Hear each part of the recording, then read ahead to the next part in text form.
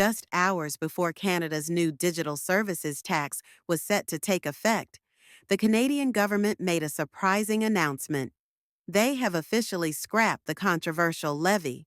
This decision comes amid rising tensions and in anticipation of a promising trade agreement with the United States.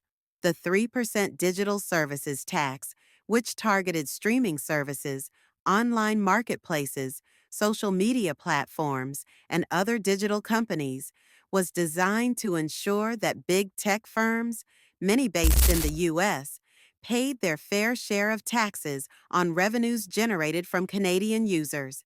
It was expected to generate up to $3 billion for Canada, including retroactive payments going back to 2022.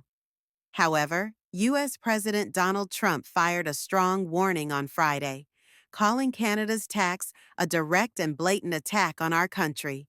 He declared on social media that all trade talks with Canada would be immediately terminated in response.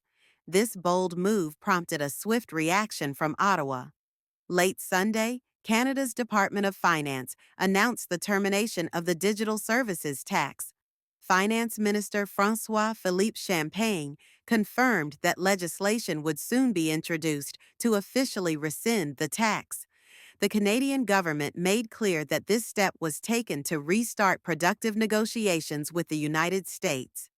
Prime Minister Mark Carney and President Trump have agreed to resume talks with a target date to finalize a new economic and security relationship by July 21, 2025. Carney emphasized that any deal must serve the best interests of Canadian workers and businesses, and that today's decision supports the ongoing negotiations set during the recent G7 Leaders Summit in Kananaskis, Alberta. This development marks a significant moment in U.S.-Canada relations and highlights how swiftly international trade policies can shift under political pressure.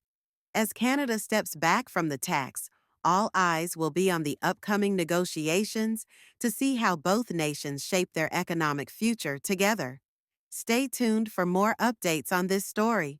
Subscribe to our channel to get the latest breaking news and in-depth coverage like this.